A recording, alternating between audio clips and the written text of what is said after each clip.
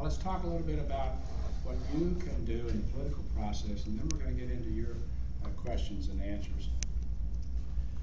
I think it starts with your involvement in your schools, your peer group. There are activities and things that let you complement what you're learning in the classroom, whether it's algebra or geometry or physics or history or whatever, English or whatever. Getting involved in the school social activities lets you interact with others, serve others, and begin to test your skill sets in that other side of your thought process. All of that is very much needed when you get into your work environments later on in life. I apply every day the things I learned when I was in high school and college by participating in everything from key club to sports to student government to so forth and so on, to the religious side. I was very involved in religious groups at that time in my life and career. So I would encourage you to do the same thing and set your goals, achieve your goals, and broaden your horizons. I also think that a volunteer basis in your community. You can do this through your church. You can do this through various clubs and various associations. If you're looking for volunteers, what you can do, start surfing through the internet or do your networking. Salvation Army can use you. Boys Club, Girls Club can use you.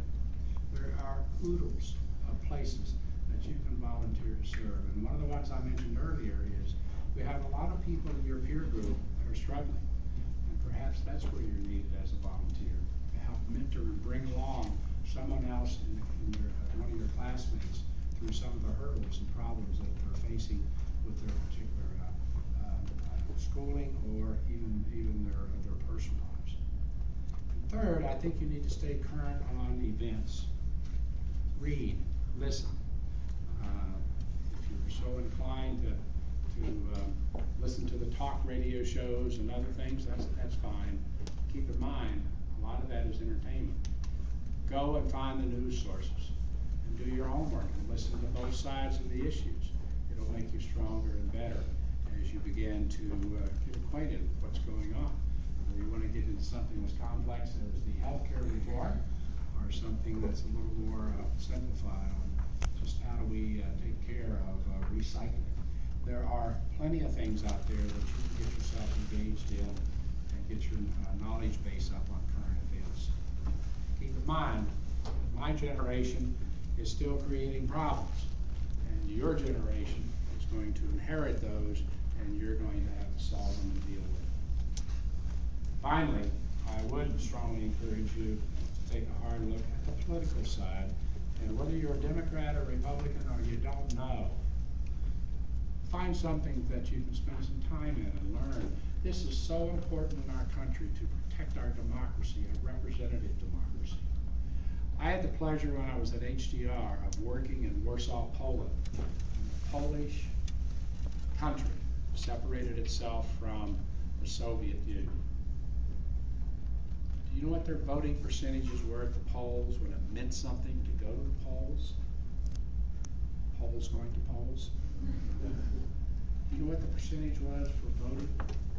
85% of the population voted. What is it in our country?